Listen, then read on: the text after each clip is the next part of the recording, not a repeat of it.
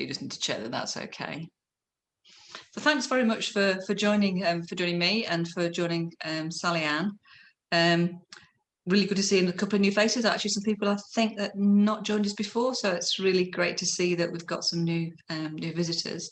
And what we do with these is each month we alternate and we do a live painting session from one of our studios. So I did last month, didn't I? And it's your turn this month, Sally Ann.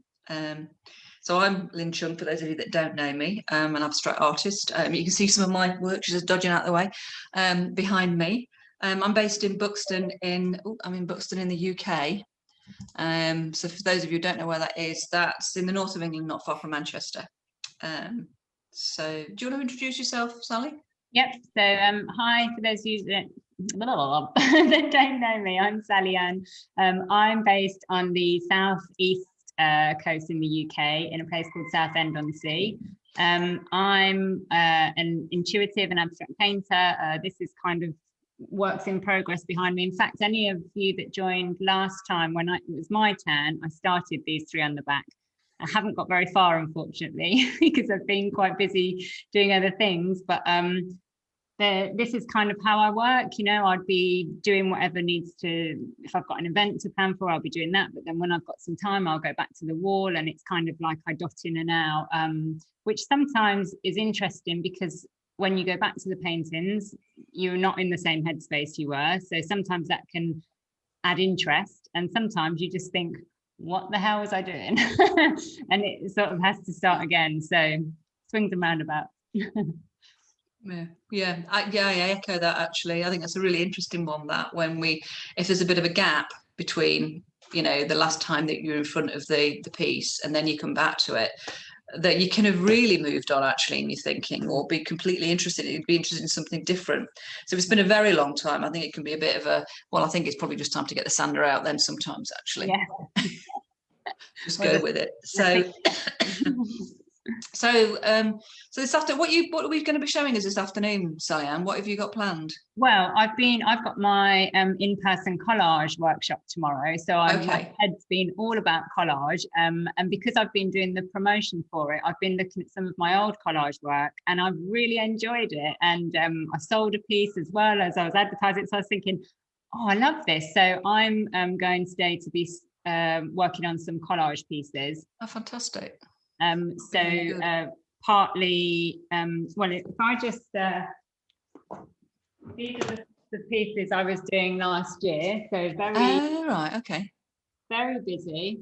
A mix of, these are all handmade collage papers. And then I've got some fabric here that's got stitching on. So I still try and bring my machine stitching and hand stitching into them, even on a wooden panel. But then this year, they've looked more like this. That's quite a difference, isn't it? Very different. So yeah, really different. And this has been since sorry about the reflection there. This has been since I've moved into the new studio. So I don't know if I was already talking about this on our last session, but I know through various lives and stuff that I've done, if anybody's caught me talking, I feel like, I don't know why it's happening, but I feel this yearn at the moment just for space. And I don't know if that's to do with moving into such a huge studio and having all this space, or on a more internal sort of level.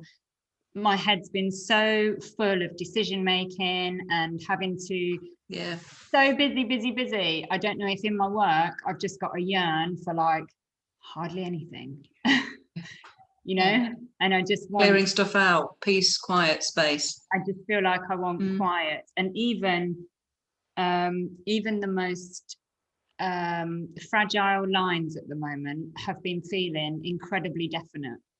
And so it's almost like when I look at some of those on the wall that I was working on, even only a few weeks ago, I'm like, wow, they're loud, you know, and actually they're not really. It's still a muted palette and everything, but I've got to go with it and, you know, see what happens. And I'm very much into this compartmentalizing. Yeah.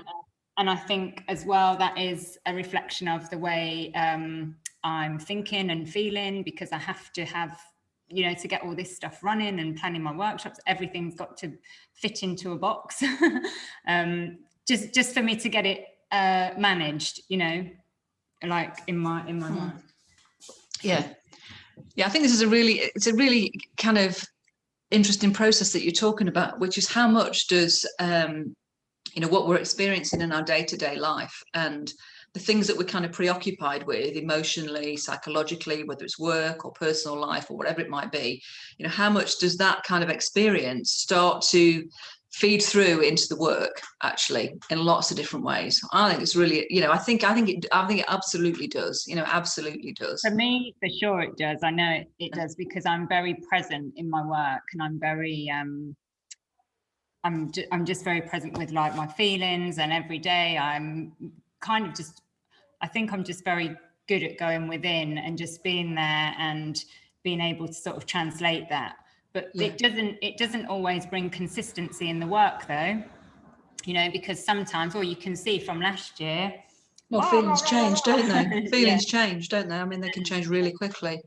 So yeah, I think you just got to go with it. And I always worry that, oh, it's really different and it's going to, you know, it's like I've got all these different styles. But actually, when I've asked these questions, lots of people come back and said, no, that you can still tell it's you. It's just a more quiet you, or the louder you, or. Yeah. And so I think when we worry about things like that, especially in the early days of painting loads of things to find your way, you know, I still think it's you. It's just a different, like, we've got so many facets, you know, as people, and it's just showing a different side to you. Yeah, I agree with you, definitely. Yeah, I'd say that's absolutely true. Yeah, because I think, you know, because ultimately, you know, even out of something as simple as that, you know, the way that you hold and make the marks, you know, even if it's a loud mark or a quiet mark, it's still you that's using the tool, you know, and it's your musculature that's making the movement. So it will be fundamentally how you do that. You know, it's not like you can suddenly swap your arm for somebody else's and use a different kind of way of doing it. You know, that just doesn't happen.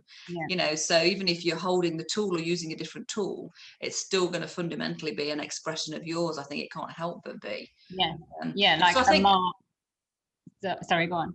No, I was just going to say, no, so I think, you know, I think that's something that can be really useful to talk through sometimes. I think, you know, when I'm teaching or I'm coaching people, you know, there's that concern about how do I find my authentic voice? You know, there's things I like in other artists' work, but if I choose that, if I try to bring some of that in, is it going to be copying? And it's like, well, no, because the way in which you do it will be ultimately, you know, your version of this, and it's going to be unique. It's going to be absolutely unique. So cool. Sounds really good. Okay, so that felt like it was a good start for everybody. Interesting discussion around process. I hope you were enjoying that. Do you want to crack on with some painting? Yeah. Any questions about that before? Yeah, good. Actually, yeah. Just anybody about your own processes or worries. Anybody else want to chip in with anything else, or maybe something that you agree with in that, or you want to add your own experience? Don't have to if you don't want to. Just an option, really, if you'd like to. Maybe later. Okay, well, I'm going to share my screen. I've got an overhead camera today because I'm working flat, and but obviously come off mute if you have any questions about what I'm doing at any point. Yeah, I'll put the chat up, guys, as well. So if there's anything that you want to ask, you can drop it into the chat. So you can type that in, and I will pick that up, and then I can ask Sally Ann as well. So if you'd rather do it that way rather than coming off mute. Okay, can you hear me all right? Yep, hear you really clearly. So those of you that joined last time, that's my words today. You may remember that I talked about making homemade gesso.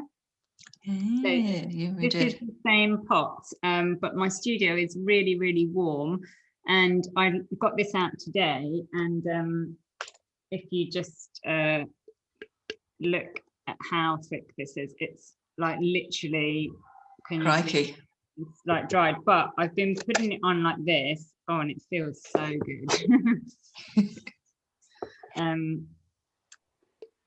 Sally Ann, Sally Ann, can you just move your camera away slightly? We're not seeing the pictures full, your boards.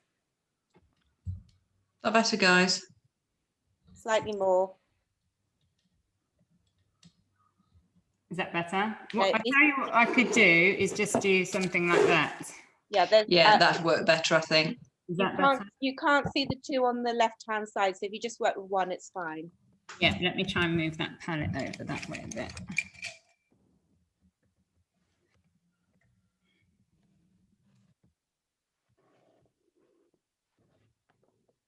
Yeah. Yeah, we can see those. We can see the two on the right, the two on the left are out of Yes, slightly yeah. out of shot, but I'll you can keep, swap them over. popping them in. Yeah, that'll work fine, I think. So I've got this thick gesso, and I've been using the paint shaper that you may remember. I use this a lot to push paint around, but I'm just getting some really like loose textured layers on here.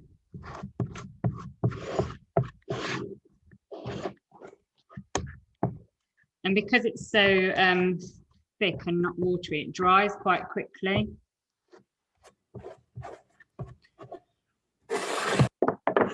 And sometimes what I do is mix a little bit of colour in it if I want to start, you know, getting some ground down. You're working on wood there, Sally-Ann? Yeah, these are thin yeah, wooden panels. 8x8 cradled panels. I've not worked on these before, but because I'm holding the workshop tomorrow, I felt this was a little bit more of a comfortable size than the 12x12s. Yeah. But if anybody's feeling brave tomorrow, I do have 12x12s.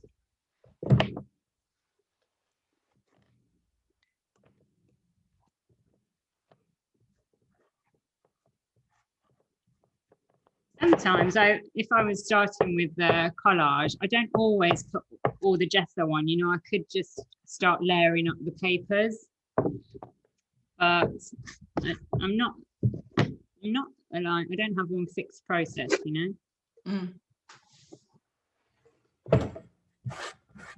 Can you move that painting up a little tiny bit, Sally? And that's it. Yeah. That better, Paula? Perfect.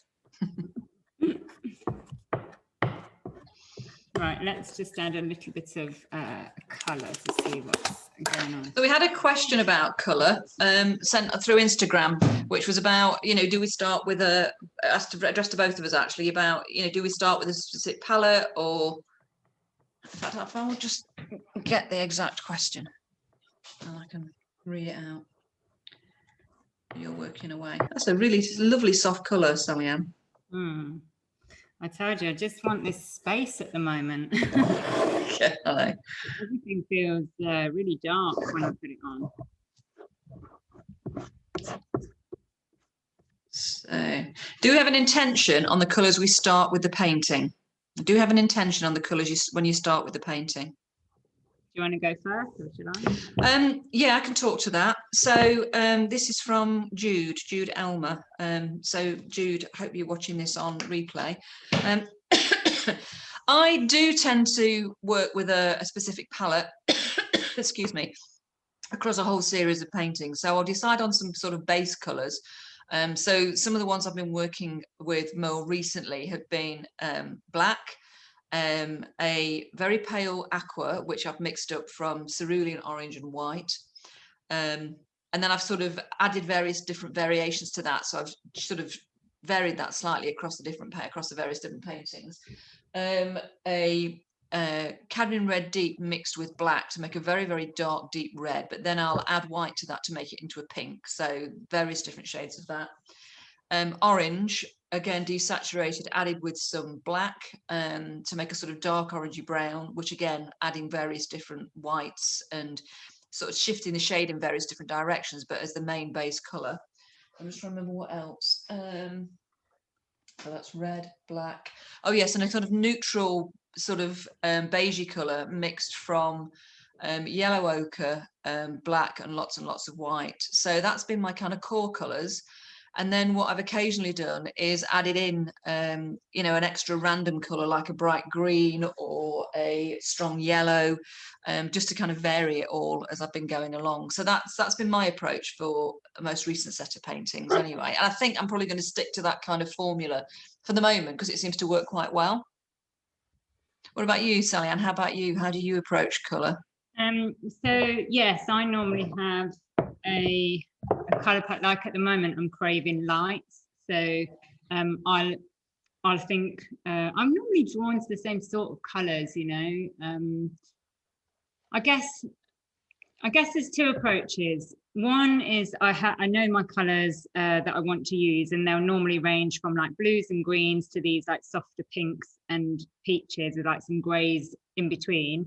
And I normally, if I'm very organised, I normally try to work through the values and have like the darkest value in that colour mixed and then the lightest. Yeah. And then I know somewhere like here, I'm only working with these lights at the moment. So I'm not really thinking about putting any dark values in at the moment, just getting a feel for them.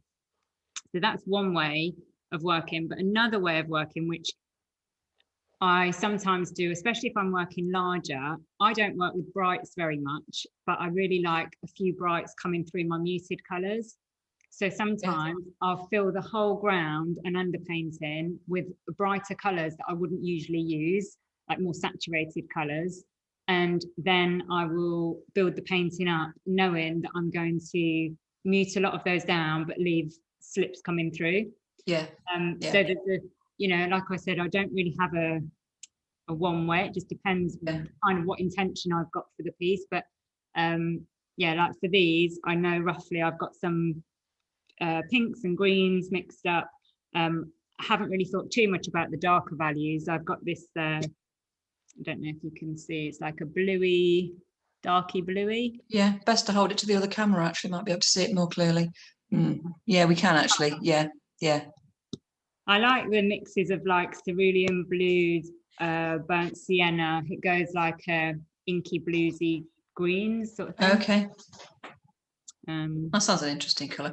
So when you're talking about the brights, do they, what sort of relationship do they have with your main palette, your lighter colours? I mean, are they the base colours that you mix to make the lighter colours? Or, yeah, it's usually harmonising, but I just use a more saturated form. Yeah.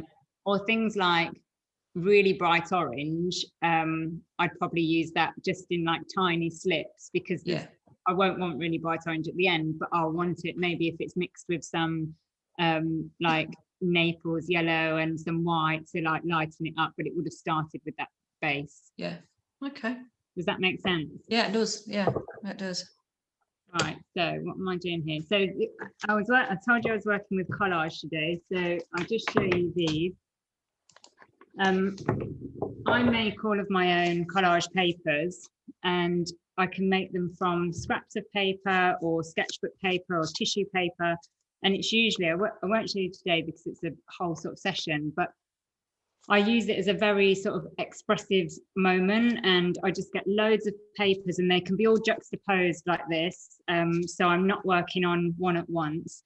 And I just sort of draw over the whole lot of them and get my roller and, you know, start splashing. So then when you pick each piece up, you don't really know what marks you were going to get, and it makes it really interesting. So I picked the ones out of my pile that are all painted, but they're all the lights with a couple of, I picked that one up. So I'm going to start, this was one of my darker ones, and it was like this brownie, got some browns and blues in there. So I'm just going to start laying some of those down, I guess. And I collage with anything, like some old drawings, maybe, old bits of paintings. And if the paintings are too thick, I keep a water bath that's literally just a Tupperware box with water in. And if you soak the papers, if they're too thick, then you can apply them on. Oh, that's a good trick. I've often wondered about that. Yeah, and then I didn't know about that. Oh, that's useful. They sit flat. Thank you. You're welcome. So I just literally start with I like this. So now I am thinking I need to think about some value somewhere just to, as a jumping off point, you know, just put some darks in. Yeah. So I'm going to go with this. That is a bit thick. So while I'm looking for others, I'm going to put that in the water bath. The only thing with the water bath, when you're making your collage papers, I use lots of different marker pens and things. So you've got to, sometimes when I put them in the bath, they all disappear because they're like not, they're water soluble, and I didn't know or something. So I had a moment like that the other day. Actually, I I was putting the gloss medium coat on some paintings, forgetting that I'd used water soluble pencil crayon and wax crayon, and then I came to look at it and it smeared all across the painting. I was not happy. Anyway, thankfully I've managed to you know, kind of rescue it by just going over it again. But it was, you know, that those moments are really annoying, aren't they, when you've forgotten to do that? Yeah, if you're super quick, it's good with gloss medium, and super light, or you can sort of paint it back round. You can paint the smudge back in. Yeah.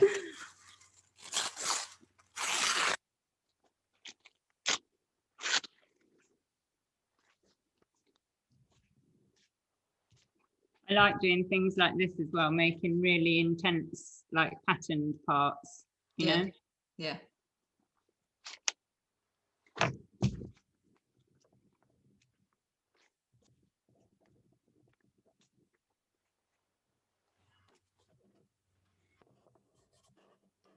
Right, some of these aren't. Can you just move that up about? That's it. Okay, I didn't plan that very well. I painted them all and they're a bit wet, but we'll go with it. So to glue these on, I use matte medium. So this one I'm using at the moment. If I'm just experimenting and playing, then I just use PVA because it's cheaper. Yeah.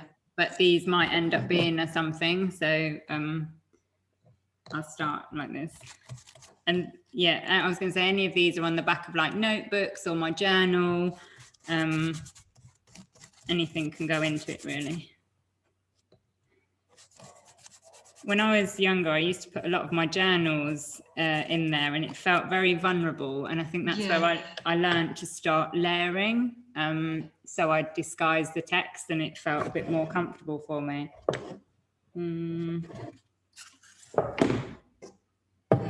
This one looks a bit dry.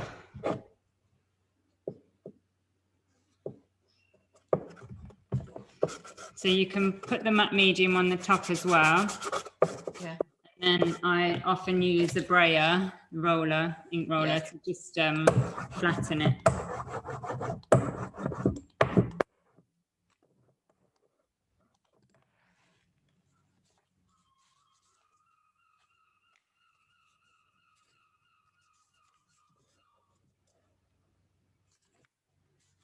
This could be a slow process, guys. Does anyone have any questions in the meantime? Yeah, any questions, anybody? Any comments? Just to the group, has anybody done a lot of work with, actually, anybody sort of done much work with collage? I think one or two I've seen, I've seen some of your work where you've done some stuff with collage.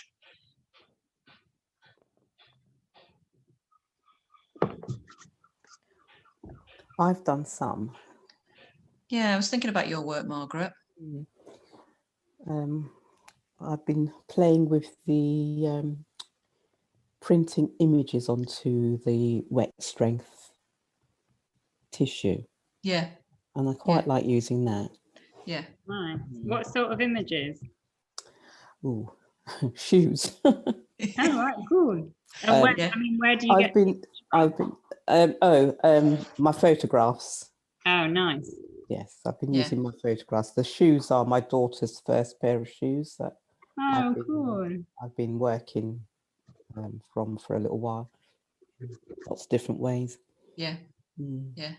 Because you are a printer, aren't you? I think, if I remember rightly. Yes. Yeah. Screen printing mainly, but I'm interested in all types of printmaking. Yeah. Been trying to do some I tend to include some block printing and maybe found object, just marks that, you know, as a method of way of mark making. Yeah. So I'm noticing, Sally Ann, that you're sort of putting some paint in as well. I noticed you just doing that with your fingers alongside the collage making. Do you know what? It's because that brown was there and I thought, oh, that'd look lovely against a bit of yellow. And I just happened to have this yellow here. So yeah, you just did that spontaneously. Yeah, just because I just wanted to try that colour next to it. Yeah. But yeah, I mean, it's such a free process for me. I don't really like now. I can easily like start drawing in this as well. Yeah. You know, like outline that little bit of collage. That would be nice.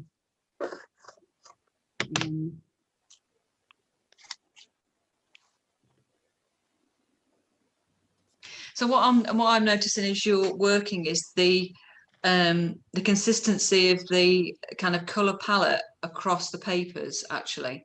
Yeah. That's purely because I chose, like, these are my, if I just stop sharing my screen. Can you see these big trays? Yeah. These are like all my All the collage. papers. And they range from like old paintings, like really dark, Yeah. to light. A lot of them are just printed papers like this. Yeah, yeah. 'Cause I've got like a bloody filing cabinet full of that, actually. Yeah. And Yeah, I it's just interesting. chose, before our session today, I literally just went through and chose the lighter ones that I want to work Yeah. with. I just don't feel, I don't want anything dark at the moment, weirdly. No. But Do you spend quite a lot of time curating the papers first then before you actually start? Yeah, so that's quite a large part of the process, working out. Yeah, Yeah. I have a whole whole thing on collage that I really get into the collage papers and Yeah. yeah, I do it as well for, it sort of leads me next onto color swatches. So that like leads me into a big color mixing kind of day or whatever I have, I set aside and I just make lots and lots of swatches. Okay. But then I'll use the swatches. I'm using them for information and learning about the colors, but then B, I'll use them because these collage papers are always like this, not, you know, just like decorative almost. Yeah. But I like the swatches because they're solid. So I can get solid bits of color. Solid color. Yeah. Yeah. But because I do them kind of over, it'll probably be a few days together. The palettes are similar and stuff. So they all kind of merge, you know? Yeah. Brilliant. I might have to come down actually and do a day with you. It sounds really interesting, just to kind of experience somebody else's process, you know. Yeah. Yeah, come down. Yeah.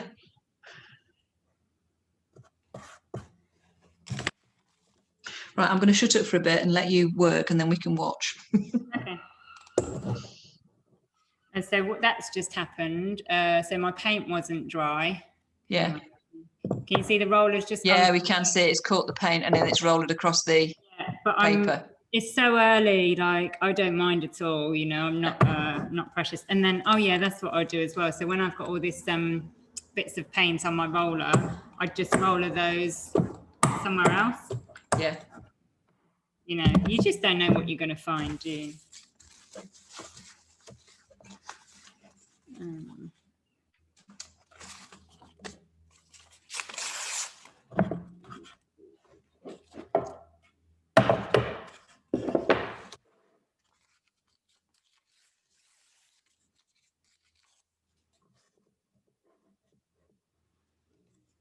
Now and there, I feel like that needs something dark behind it because the blue's so light onto the white.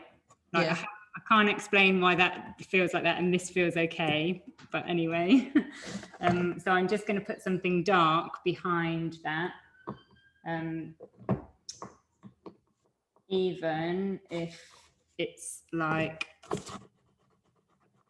some sort of watercolor pencil.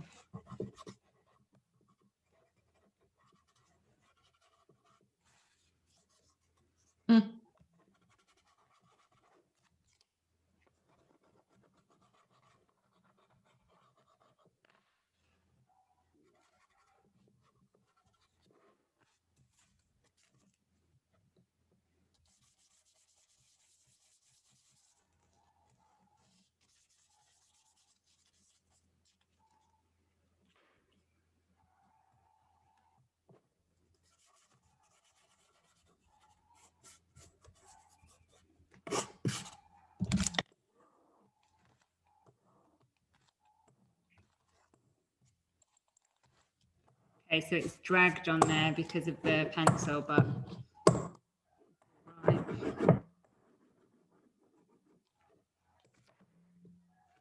Okay, so I'm liking this end bit here and it makes me want to just pull that round. And then I don't like where things carve in like that so much. So I'll smooth those out a bit. Whereas I do like that. I used to like it. Have you gone off? Yeah. I don't like it. So Don't like it so much anymore. It's interesting, isn't it, how our kind of moods around stuff like that can really change. Yeah, yeah. And also, I wouldn't have wanted to see the continuous line. I would have wanted it to be broken. Yeah, yeah. So, you know, so it's not quite so clear. Your brain makes up more of it than your eyes do then.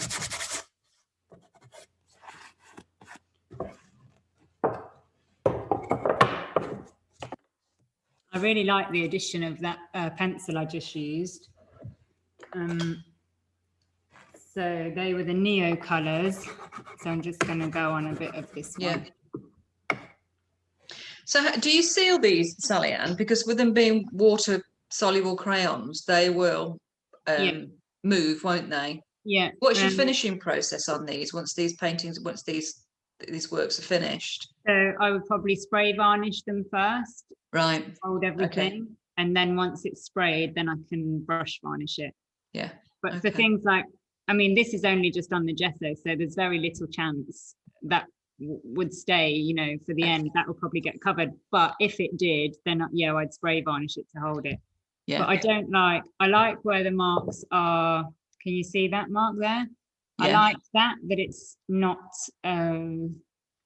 got the water mark on it. I don't like it when it bleeds like that. I know it's a watercolor pencil and it's meant to. But but you don't like it. Wouldn't leave it like that. But what I'd probably do is just use like a smaller shaper and just see what would happen if I did it. Like, it's okay if I do it more. Yeah. Some of the definite mark stays underneath, but I don't just like it where it's. Yeah. You know.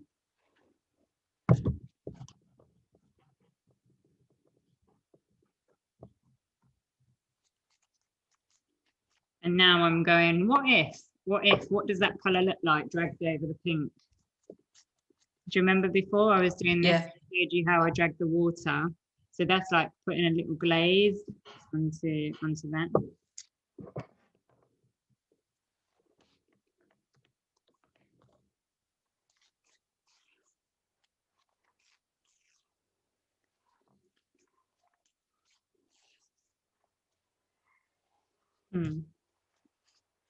I feel like I'd like something quite definite in there next to that pink, but I don't really want that white edge.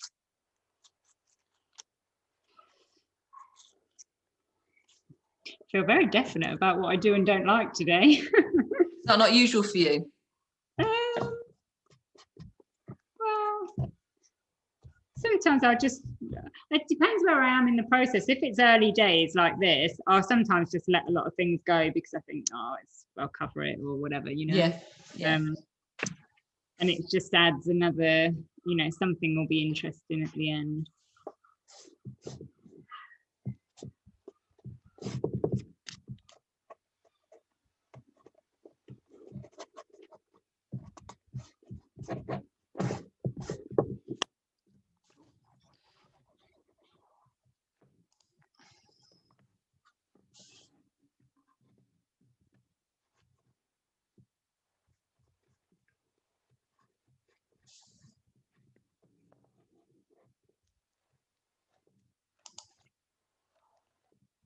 I've also been thinking lately, when I was looking at some of my old collage work and when I teach workshops, I used to work a lot with text in my work, and I don't anymore.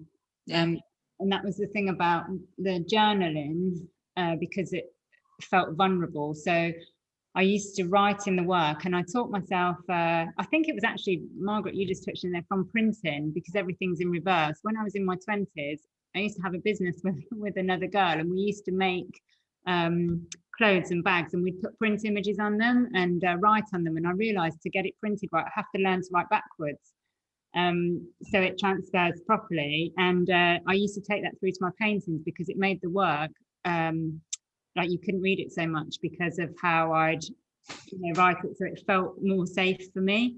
So yeah, I might just put some text in here.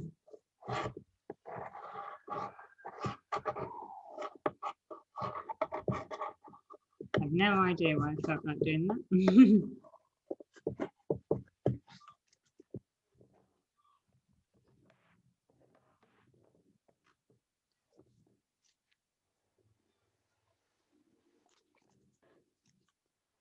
Feels like quite a big piece, but I'm going to go for it.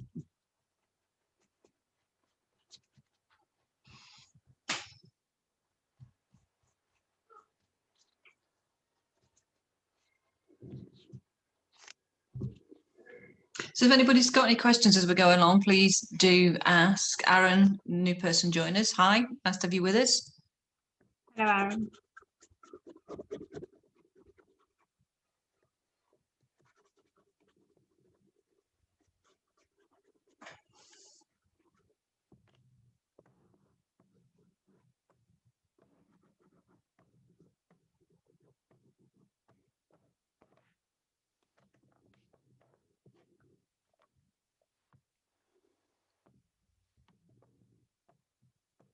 Ooh, dreaded bubble. Yeah. It really annoys me when it does that.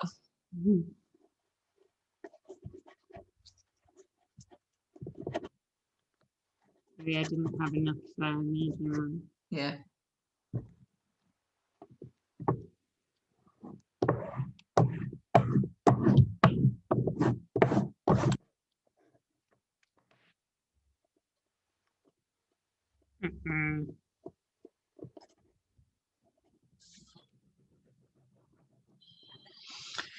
So Reva's just said it's great to see a few being worked on at the same time. So should we talk a little bit about working in a series? That might be helpful for people, because that, I mean, not everybody does that, do they? I mean, this is something that you would commonly do, isn't it, Sally Ann? Work on several paintings at once.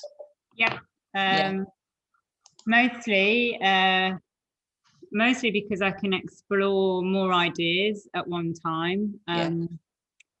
And also because working in a series, there's not so much pressure. If I just had this one I was working on now, I'd A, be waiting for it to dry, so I wouldn't be as productive, and B, I would be really conscious about, I'd be more conscious about my moves that I'm making, whereas at the moment I've very little pressure on myself because I'm thinking, well, that sort of looked nice on that one, so I'll try that on that.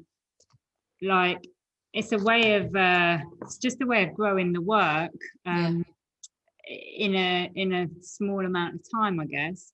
And to give the example, like, I really like those orange marks I've just done there, and I'm looking at the one above. I'd no longer like that text. So now what I'll probably do is wipe out that text, but somewhere I'll just try these orange lines again.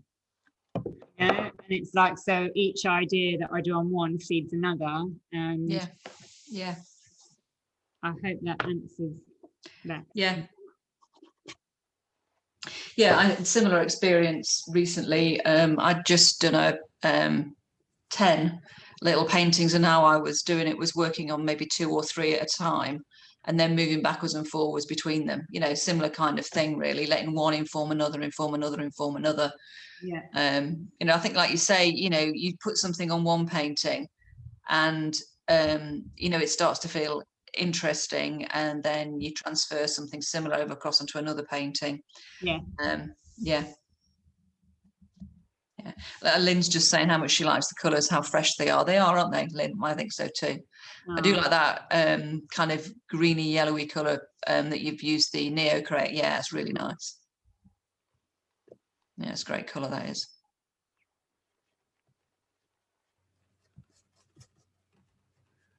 So I feel like I'm just going to get some paint in some of the areas now.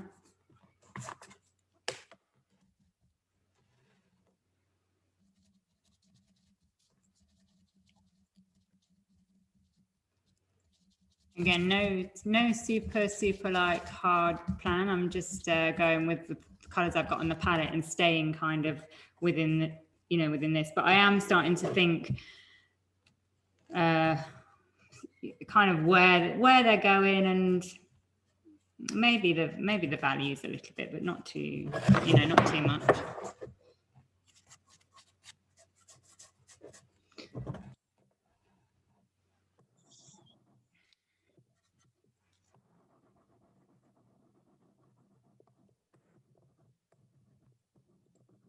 like these are going to be quite painterly, you know, quite Yeah, sort of so a lot of paint and a small amount of collage. smudgy sort of feels. Yeah.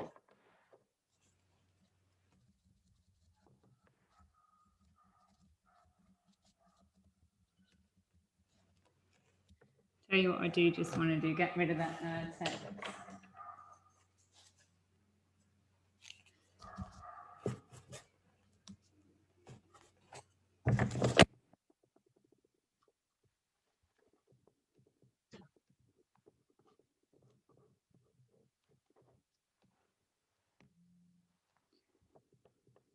I also don't always like to see the hard collage edges, so I probably build that out in paint a little bit.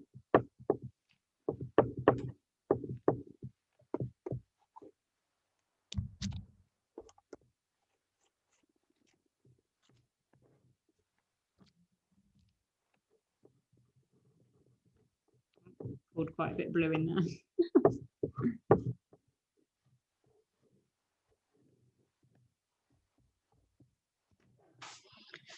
Time.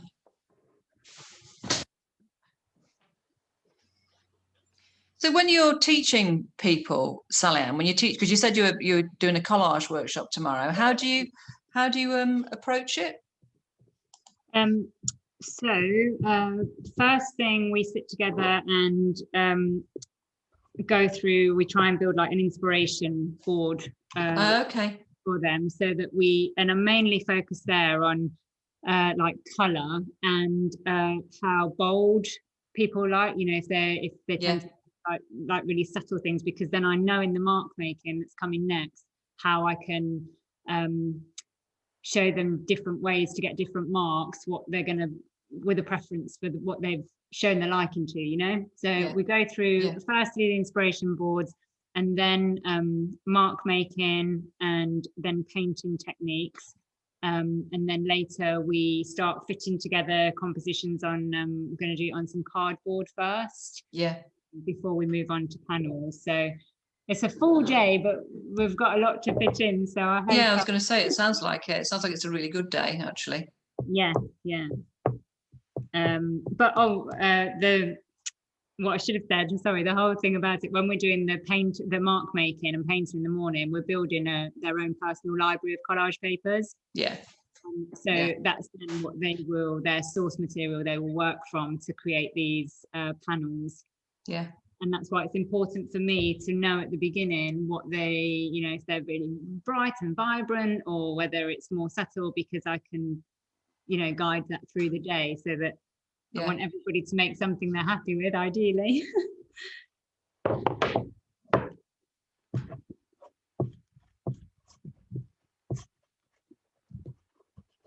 Right, so now I feel this one's really lovely and subtle. I feel like it could benefit from some like drawn marks maybe. So I'll do the thing where I just literally cast my eye in front of me and just sort of draw.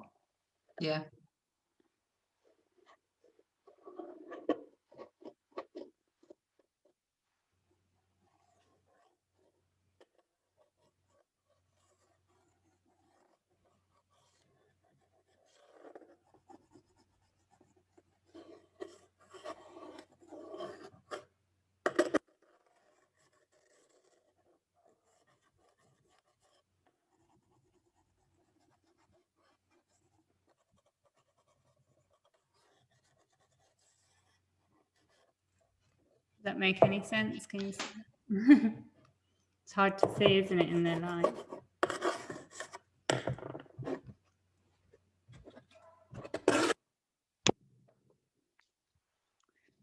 Do you find when you're working in series that that they don't all progress at the same time, but there's one or two that you end up really liking a lot?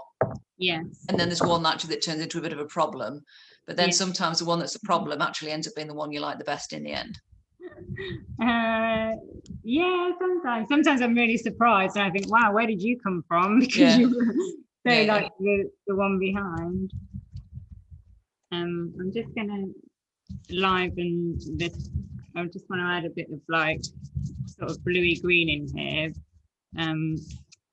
But I don't want to do anything definite, so I'm just going to get lots of water on my brush and sort of flick it in to see if I like it.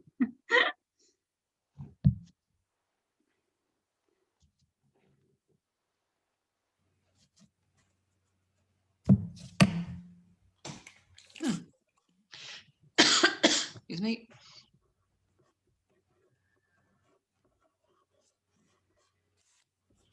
If it wasn't for the fact that I've got an art pop-up, I'm doing the heat. I don't know if anybody is local to Manchester Stockport area, but tomorrow I'm doing the Heaton Moor art trail.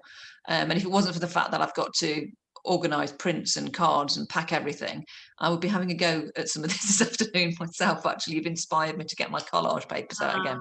I've not had them out for ages, actually, because I did when I did the 100-day project, probably about, oh crikey, maybe about 3 years ago now, actually, 2 or 3 years, at least 3 years ago probably.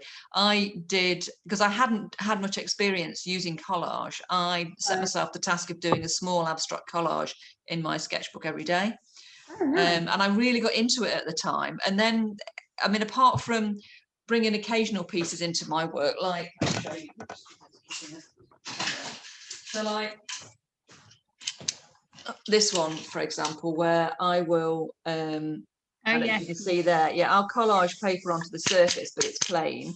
Yeah. And what it does is create surface texture. And then I might do something like you can see in that little corner there, where I've put a piece of text in, but I paint over it a lot, actually. It's not often that I will keep the paper very clear. Most often, you know, I'll put a lot of paint on it and sort of bring it very closely, integrated it into the painting. I've been wanting for a while to, you know, kind of develop collage in my work further so that it becomes more about the collage and less about the paint, you know, so to shift the balance. Yeah, I just think it's interesting, you know. So I'm not there with that one yet, you know. I'm just kind of thinking about how I'm going to explore and kind of, you know, develop that idea, really. I'll be interested to see what happens, I think. But, you know, watching you kind of work and the way that you're working's got me thinking, oh, actually, yeah, you know, some of this is about, I think it's about how I'm thinking about the collage, actually. And I think because I've been coming at it very much from the perspective of paint, I think that's been almost like the paint is the forerunner and the collage just sits with it rather than it being the other way around. Okay, yes. Yeah, you know, and I think there's something in that about how I might start to think about how I use it, actually. It might, just a little tip, if you're doing this, I put that on now and it's really watery and far too heavy for me, so I'd be blotting with other papers, and then you can use these as your collage papers. Yeah, yeah, I've got a lot of those. An awful lot of those. Excuse me.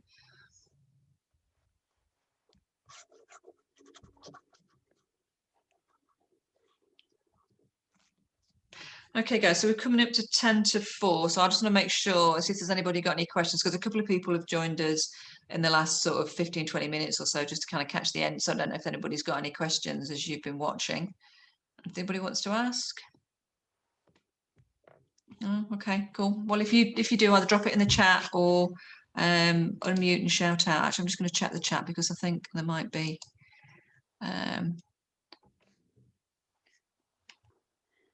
no, nothing new, I don't think.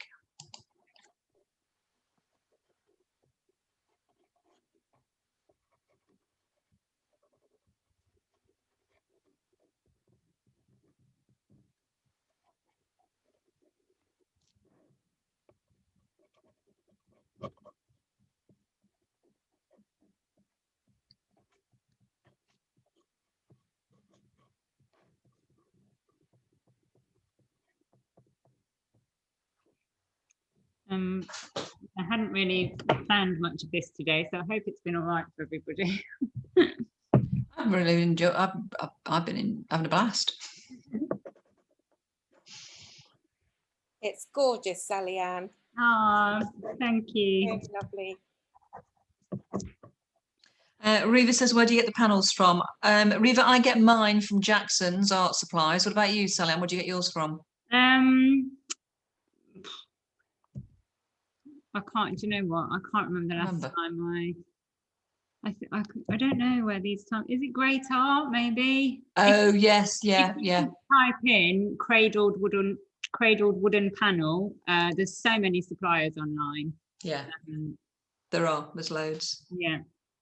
Just to say another tip that sort of helps them come together after you've used your collage paper. So in this, I don't know how much you can see, there's like slight bluey kind of bits in the collage paper. So then I would bring in, pencil a different color, like, somewhere else in the work to kind of tie it in a little bit, maybe. So Aaron's asking, yes, Sally Ann is using matte medium, Aaron.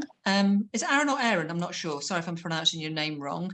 And it's the rubber scraper is called a paint, what's it called again? A colour shaper. It's a colour shaper, isn't it? It's a colour shaper, yeah. Yeah, because I couldn't remember what it was called the other week, actually, when I was using it. And the support's a wooden cradled panel. They come in different sizes.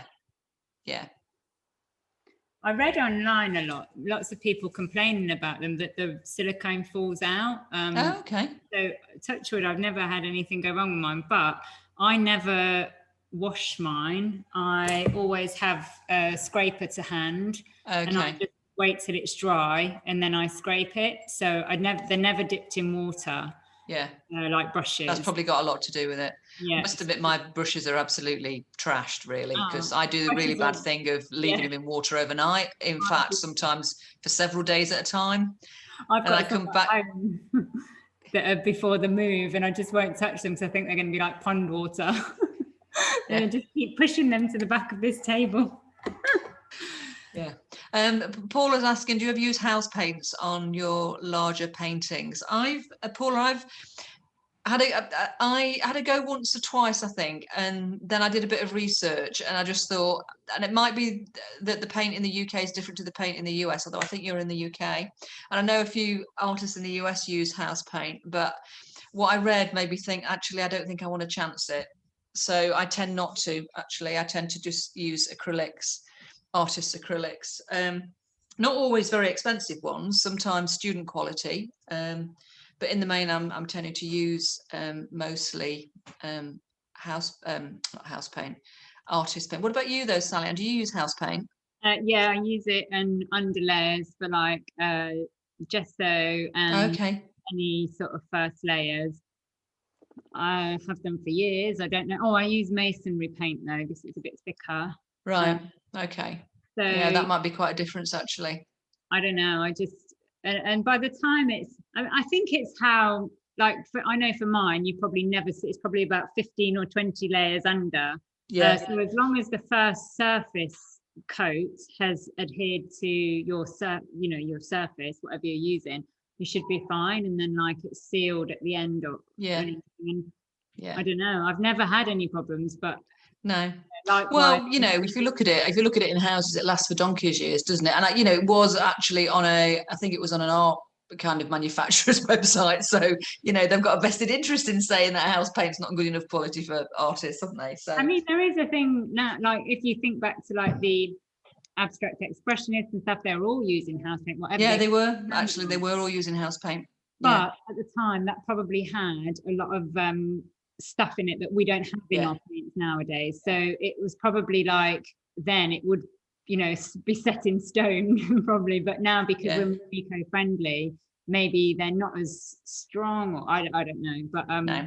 I definitely don't mind using it just for making gesso and the underlayers. And at the moment I've got a large pot of sand text, I think it's called. It's hidden at the back. Whatever's the big yellow thing, sand tech or something for masonry. Brilliant. And obviously you just stick to white, Sally. Yes, yeah, but you don't. In the past, like when I first started painting years ago, I'd use anything, and I really used to love using gloss paint because of the way that the weight of it, the way it drips. And actually, these collage papers I've been making, and I will it tomorrow. This really strong black line you can see. Yeah. The gloss line, that's from trailing gloss paint from a height. Yeah. Because you get such beautiful lines and I love the feel of it, you know, the motion of it when it's like dripping, and the, you know, you can sort of, you can't control it really, but you can like pull the weight with it. So yeah, it's different, isn't it? Yeah, so Paula, yes, I'm not necessarily stuck to white. You know, if I was at the DIY store now and they had like, I don't know, all the wrong mixed colours, you know, that people don't want, I probably would. If there was a cheap tin, I don't mind like buying that and mixing it in, and then I'm not precious about that at all. Brilliant, Yeah. thank you for that. Yeah. I love the gloss, the black gloss. That's such a good idea. Yeah, it's so nice to use. I mean, it's so messy, but it's really, I love using it. And that's the way when you can get like, you know, at the beginning I said, don't put all your papers, don't just work on one paper, like juxtapose all your papers, and you can start like, you know, really like spreading this gloss around, and some of it pulls and some of it, and it's really sticky, but as long as you've got the space to move it around, you get really nice lines on random sections. Sounds great. Thank you. Okay, guys, we're coming up to 4 o'clock actually, so due to finish fairly soon. So is there anything else you wanted to say, Sally-Ann, before we sign off? No, not really. I think, well, I'm going to, my online workshops will be starting in August. I'm going to go with the collage one and try and see how it goes tomorrow in the session plan, and then try and section it up for take it online. So it might be a lot in one, it will be too much for one session. So yeah, that sounds fun. That sounds interesting. That sounds cool. Like yeah. 3 parts or something. Yeah, yeah, I think we've both been able to kind of put some workshop stuff together, haven't we? Because I've been able to, because I've got my new studio here now at home, and it's a much bigger room. I can fairly comfortably get between 4 people in, I think, while we're still needing to isolate a bit, but I think 6 once we're not doing that. So I've, like you know, put together a program for the rest of this year and next year as well. So if anyone's interested, that information's all on both of our websites, I think. So I guess that's it for this afternoon. So thanks, guys, for joining us. It's been really great to have you.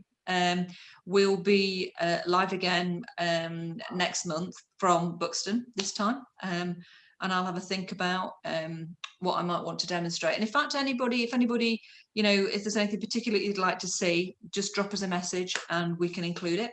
Or if anything you want to hear us to talk about or talk to, again, same thing, we can do that. So and what we'll do with this is we'll probably, I don't think we'll do very much editing, and we'll get it up and available on YouTube probably within the next 2 or 3 days.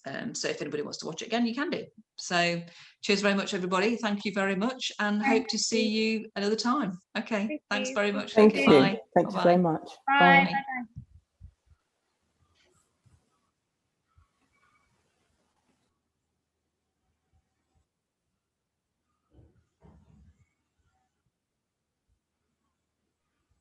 Sally-Ann, just one more thing. Just Yes. to say, really excited about your online course. Really excited you're doing that.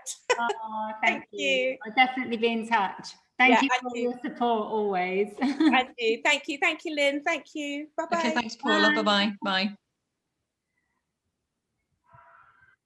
Okay. It's a wrap, as they say. Yeah. Oh, that was a really nice session for me, actually. So yeah, thank you. Yeah, I think it went great. It was really interesting for me to see your work. It was really cool. It was really cool.